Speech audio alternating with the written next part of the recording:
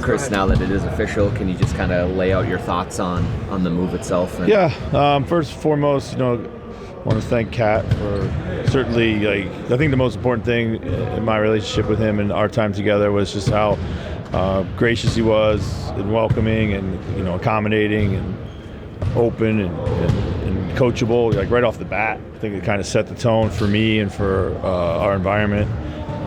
For a guy who's faced so much kind of change in his career at that point in time, he didn't have to be that way. So performance-wise, one of the most skilled players I ever coached, just no doubt about it. He's an incredibly talented player, did a lot of amazing things. Last year's playoff, that doesn't happen without his contribution on both ends of the floor, for sure. And just a really good guy. He's big for the community, so it's always hard. It just is, and you kind of always you don't think about the human side of things when you're contemplating these types of moves, but when they happen, that's the first thing that comes to mind. What is it? A seismic trade like this happening just a few days before camp, the timing of it, what's the key to incorporating these guys and kind of moving forward quickly here? Yeah, the timing of it doesn't concern me really at all. I'm fine with it. Just kind of go with it. When it happens, it happens. You don't really get to pick your timing a lot of times in our business. So, fortunate to be able to get these guys in after just a couple days out. I think it'll be good. If this trade happens in, let's say, the summertime around the draft or early in the summer, then everybody has a lot of time to stew on it and beat it up and see the good or the bad or whatever. But for me, it's we're going to see our new players in action right away. That's exciting, and we don't have to wait too long to see what that looks like with a practice tomorrow and a game on Friday. So. We're really excited, and I think having coached Julius before, he's a lot of the things that we did in New Orleans still hold true in our offense here. So I think he's looking forward to that, and we feel that Dante is plug and play.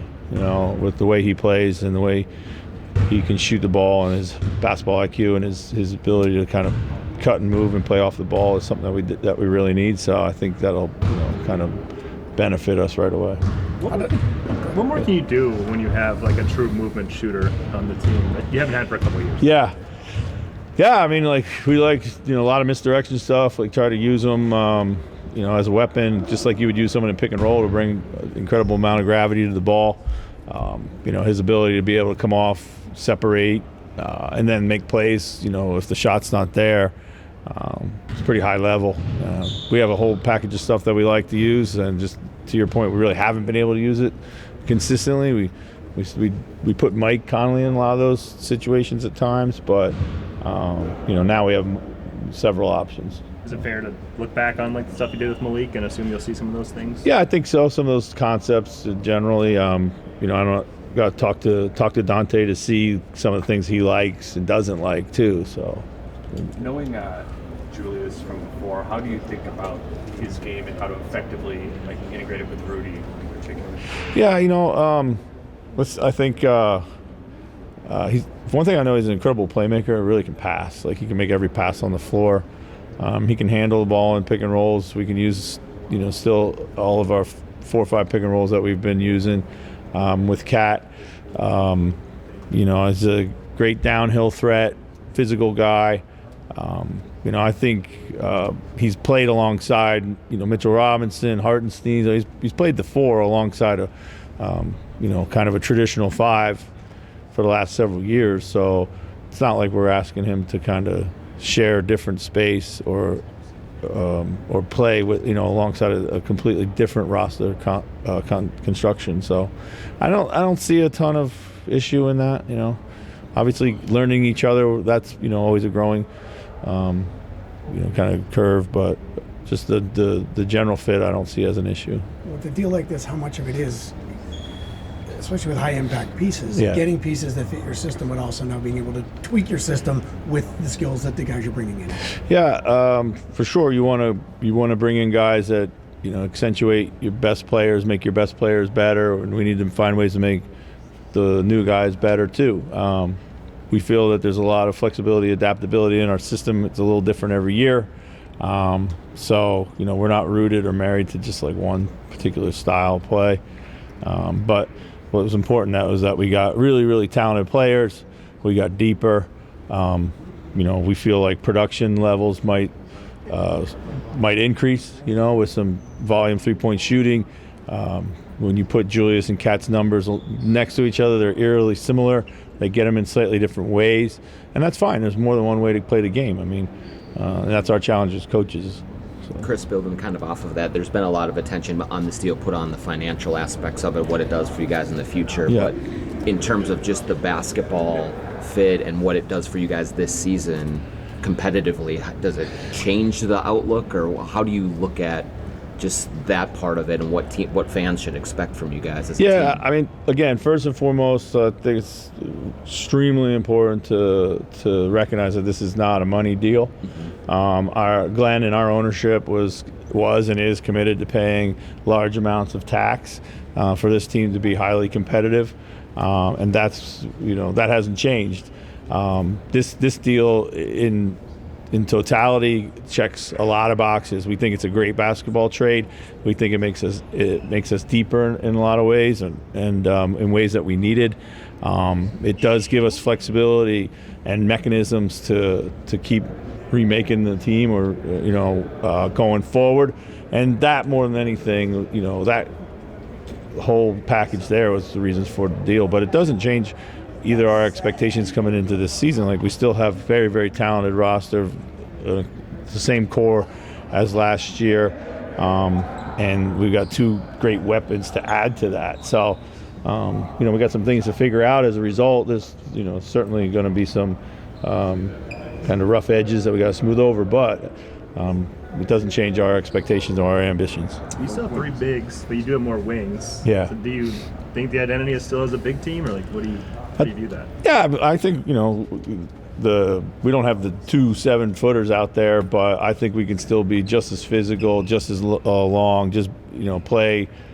Still see lineups where we can get Nas at the 3, alongside Julius. I still see a lot of the same things that we had, previously. So, yeah, I would like to think we have great length, and of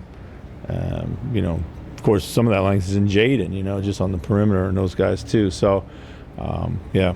But you do more like guys who maybe are more used to getting up and down now? It's like transition, you think? I think that's an area of growth for us for sure, is transition. We talked about that a lot.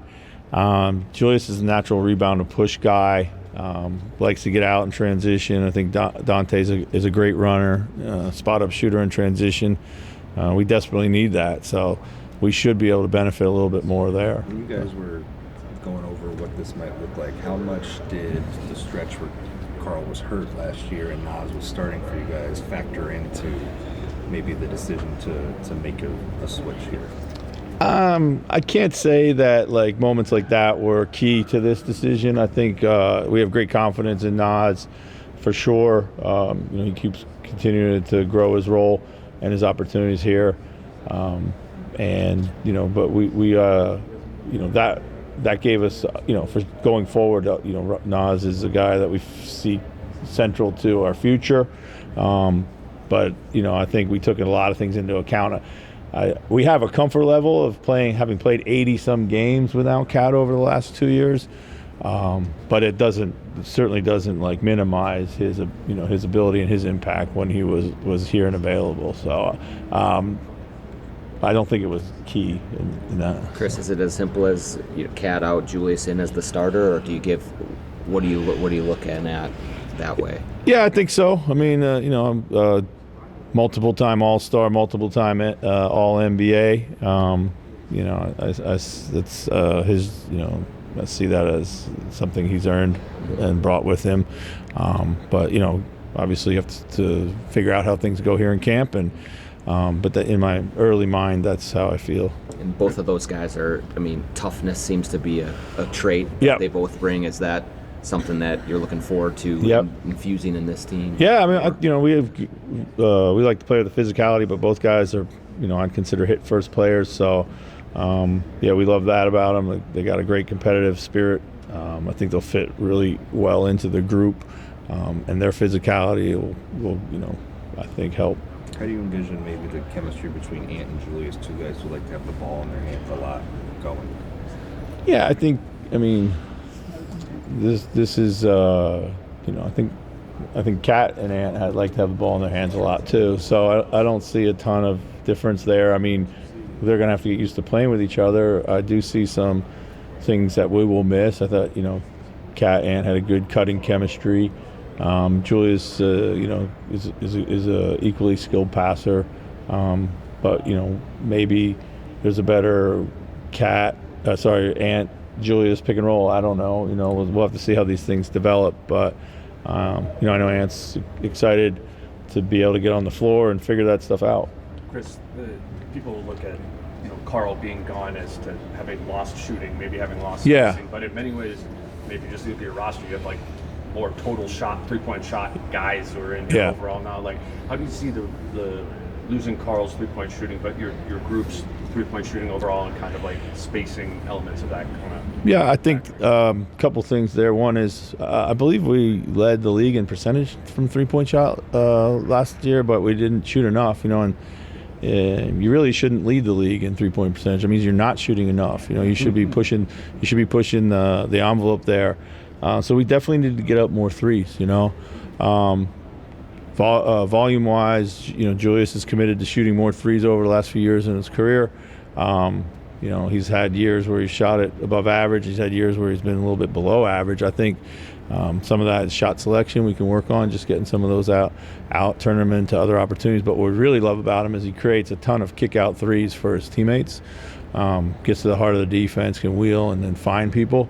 And we know Dante was taking 9 shots a game from the 3-point line after the All-Star break. So it's our job to be able to create them. He's certainly got the trigger to take them. So I think, yes, we're going to lose Cat's gravity from the 3-point line, but we do get other dimensions, I think, that could, to your point, increase our volume. Last year on the roster, the top 8, there really weren't many questions about them. Like, you knew you were going to get from those guys pretty established. You kind of regained that with this trade. Yes. Was that pretty important, knowing that this team's a kind of a championship contender? Yeah, I think so. We needed to get a little bit deeper. We definitely come into the season knowing we have a commitment to our younger guys, the guys that we drafted, Josh Minot, Leonard, the guys that been here in the last couple draft classes, whether it be Rob, TJ, etc. This doesn't mitigate that importance for us, but it does protect them a little bit. Like, our exposure is a little bit reduced, their exposure is a little bit reduced. We can probably bring them on at a little bit more of a natural learning curve.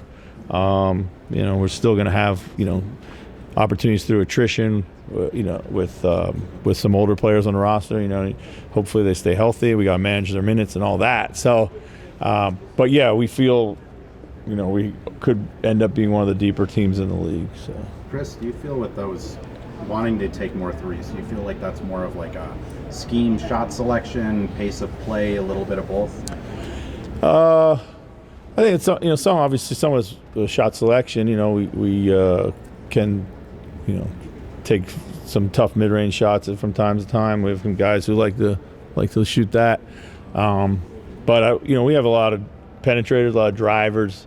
Cat was a great driver, one of the best at his position, driving to the hoop. Julius is too. Difference is, Cat is a finished foul more than find, or he would find Rudy at the rim. He was really good at finding Rudy at the rim. Julius is a little bit more of a kick-out guy. When he gets in there, it's just like stylistically. So I think we need to pick up our pace. We get a few more there. A few more kickouts that are wide open, I think, are also there. And if we do those couple things, I think we'll kind of get the volume where we need it to be. Chris, what was that just personal connection you had with Julius and getting to know him there in New Orleans? I loved coaching Julius. I mean, we crossed paths for 1 year. We got off to a great start that season. And then the season kind of went downhill. That was the year that Anthony asked for the trade. But Julius was a joy to coach. Really, really enjoyed working with him. Great pro, loves being in the gym, comes in with a smile on his face every day. He's hungry for feedback. And yeah, really pleasant. Always kind of kept an eye on him. Just was really happy for his success in New York, particularly in the beginning. Like when he helped really turn around a franchise that needed somebody to come in there and do some work. So yeah, I was really excited the opportunity to be reunited with him, just because of that connection. So. Mike says you're gonna not play as many games this year. Really? Yeah. Is that what he said? Yeah, he did say that. He said that. All right. Sounds to me like a vegetarian. Septuagenarian.